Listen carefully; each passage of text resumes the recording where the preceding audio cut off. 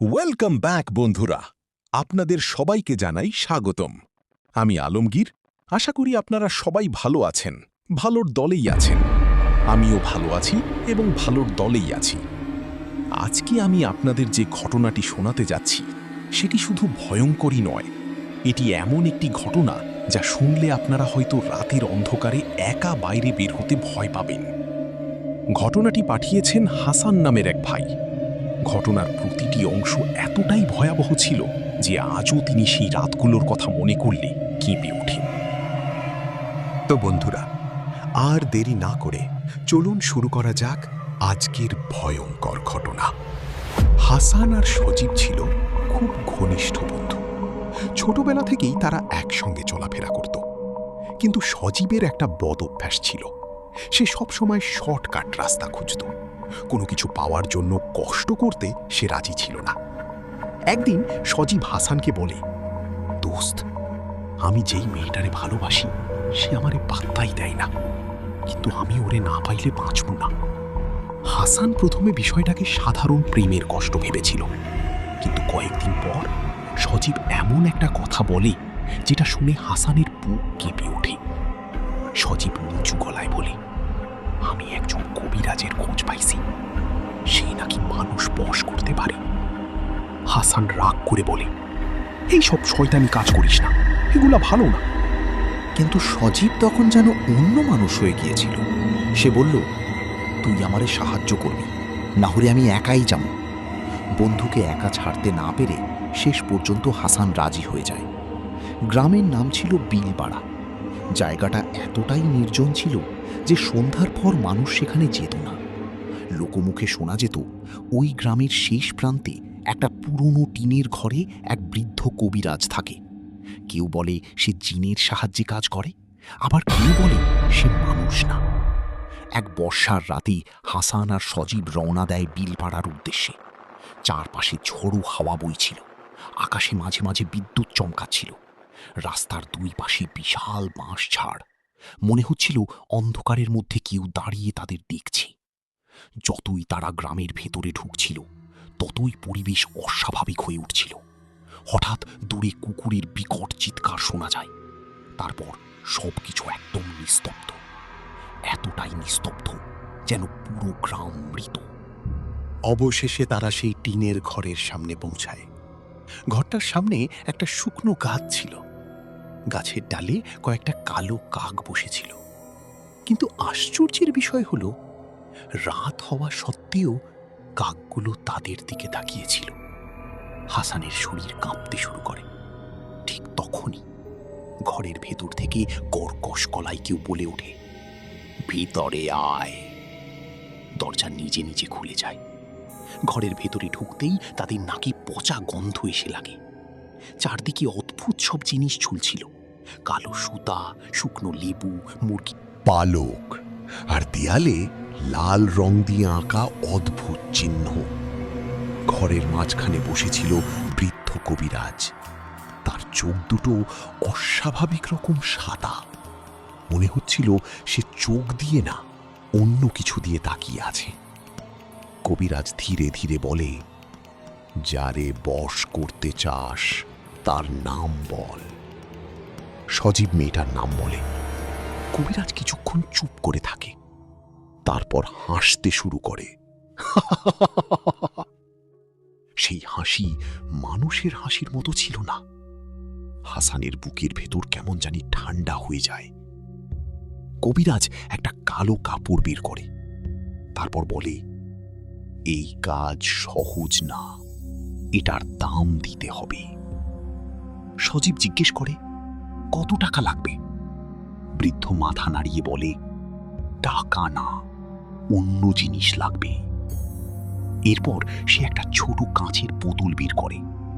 বোতলের ভেতরে ছিল কালো রঙের কোনো তরল। কবিরাজ সেটা সজীবের হাতে দিয়ে বলে, আজ রাত 12টার পর এটা মেয়েটার বাড়ির সামনে ছিটিয়ে দিবি, কিন্তু মনে রাখবি, পিছনে তাকাবি না। হাসান ভয় পেয়ে যায়। সে সজীবকে বারবার নিষেধ করে, কিন্তু সজীব তখন যেন পুরোপুরি কবিরাজের কথার অধীনে চলে গেছে। রাত 12টার পর তারা মেয়েটার বাড়ির কাছে যায়। চারপাশে কুয়াশা, কোনো মানুষের শব্দ নেই। সজীব বোতলের কালো তরল মাটিতে ছিটাতে শুরু করে। হঠাৎ দূরে কোথাও থেকে মহিলার কান্নার শব্দ ভেসে আসে। হাসান ভয় পেয়ে বলে, চল দোস্ত, আমার ভালো লাগতেছে না। কিন্তু সজীব থামে না। ঠিক তখনই তাদের পিছন থেকে কেউ খুব আস্তে করে বলে, ফিরে তাকাও। কণ্ঠটা এতটাই ভয়ঙ্কর ছিল যে হাসানের পুরো শরীর অবশ হয়ে যায়। সে বুঝতে পারে এটা মানুষের গলা না। হাসান চোখ বন্ধ করে কালেমা পড়তে থাকে, কিন্তু সজীব সে ভুল করে পিছনে তাকিয়ে ফেলে। আর তাকানোর সঙ্গে সঙ্গেই সে চিৎকার করে ওঠে, আহ! হাসান দৌড়ে সজীবের দিকে যায়, কিন্তু গিয়ে দেখে সজীব মাটিতে পড়ে কাঁপছে।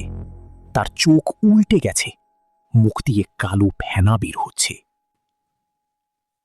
আর সে কাঁপা গলায় বলছে, ওরা আসছে, ওরা আমারে ছাড়বো না। এরপরই সে জ্ঞান হারিয়ে ফেলে। সেদিনের পর থেকেই সজীব পুরো বদলে যায়। সে মাঝরাতে একা একা কথা বলতো, ঘরের অন্ধকার কোণায় তাকিয়ে হাসত, কখনো আবার হঠাৎ চিৎকার করে উঠত। একদিন গভীর রাতে হাসান সজীবের বাড়িতে যায়, কারণ সজীবের মা ফোন করে কাঁদছিলেন। হাসান গিয়ে যা দেখল তা আজও সে ভুলতে পারেনি। সজীব ঘরের এক কোণায় উবু হয়ে বসেছিল। তার সামনে একটা কালো বিড়াল বসেছিল, আর সজীব বিড়ালের দিকে তাকিয়ে ফিস ফিস করে বলছিল, আমি কাজটা করছি, এখন আমারে ছাড়। ঠিক তখনই বিড়ালটা ধীরে ধীরে মানুষের মতো হাসতে শুরু করে। হাসানের বুকের রক্ত যেন জমে যায়। পরের মুহূর্তেই পুরো ঘরের বাতি নিভে যায়। এরপর শুরু হয় আসল বিভীষিকা। প্রতিদিন রাত হলেই সজীবের শরীরে অদ্ভুত শক্তি চলে আসত। 4-5 জন মানুষ মিলে তাকে ধরে রাখতে পারত না। সে কর্কশ গলায় কথা বলতো, কখনো বলতো, এই শরীর এখন আমাদের, আবার কখনো দেয়ালের দিকে তাকিয়ে হাসত। একদিন সে নিজের হাত দিয়ে দেয়ালে নখ দিয়ে লিখে ফেলে, ও ফিরে আসবে। কিন্তু কি ফিরে আসবে সেটা কেউ জানত না। সজীবকে পরে হাসপাতালে ভর্তি করা হয়। টানা 3 মাস চিকিৎসা চলে, কিন্তু কোনো উন্নতি হয়নি। ডাক্তাররা বলতেন এটা মানসিক সমস্যা, কিন্তু হাসান জানত এটা অন্য কিছু। কারণ এক রাতে হাসপাতালে গিয়ে সে নিজ চোখে এমন কিছু দেখেছিল যা আজও কাউকে বলতে ভয় পায়। সেদিন রাত 3টা। হাসান সজীবকে দেখতে যায়। হাসপাতালের করিডোর পুরো ফাঁকা। হঠাৎ সে দেখতে পায় সজীবের কেবিনের সামনে সেই বৃদ্ধ কবিরাজ দাঁড়িয়ে আছে। তার মুখে ভয়ঙ্কর হাসি। হাসান দৌড়ে কাছে যেতেই কবিরাজ ধীরে ধীরে অন্ধকারে মিলিয়ে যায়। কেবিনে ঢুকে হাসান যা দেখল তা তার জীবন বদলে দেয়। সজীব বিছানায় বসেছিল, কিন্তু তার চোখ পুরো কালো হয়ে গিয়েছিল। আর সে হাসানের দিকে তাকিয়ে বলে, তুইও আসবি। এরপর পুরো রুমের বাতি একসঙ্গে ফেটে যায়। কিছুদিন পর এক আলেমকে ডাকা হয়। তিনি সব শুনে বলেন, ওই কবিরাজ সাধারণ মানুষ না, সে বহু বছর ধরে কালো জাদু আর জিনের সাহায্যে মানুষ ধ্বংস করছে। আলেম আরও বলেন, সজীবের উপর শক্তিশালী এক নাপাক জিন পাঠানো হয়েছে। এরপর কয়েকদিন ধরে রুকিয়া করা হয়। প্রথম দিন থেকেই সজীব ভয়ঙ্কর আচরণ শুরু করে। সে চিৎকার করে বলতো, ওরে থামা, ও আমার। কখনো আবার এমন ভাষায় কথা বলতো যা কেউ বুঝতে পারত না। অবশেষে অনেক কষ্টের পর সজীব কিছুটা সুস্থ হয়, কিন্তু হাসান বলে আজও মাঝরাতে সে কখনো কখনো সেই বৃদ্ধ কবিরাজকে স্বপ্নে দেখে। আর স্বপ্নে সেই কবিরাজ শুধু একটা কথাই বলে, যে দরজা একবার খোলে সেটা আর পুরোপুরি বন্ধ হয় না। তো বন্ধুরা, আজকের ঘটনাটি এখানেই শেষ। আপনাদের কাছে যদি এমন কোনো ভয়ঙ্কর বা রহস্যময় ঘটনা থেকে থাকে তাহলে অবশ্যই পাঠিয়ে দিন। আজকের মতো বিদায় নিচ্ছি। সবাই ভালো থাকবেন, সুস্থ থাকবেন, আর মনে রাখবেন, সব শর্টকাট রাস্তা মানুষকে গন্তব্যে পৌঁছায় না। কিছু রাস্তা সরাসরি অন্ধকারের দিকে নিয়ে যায়।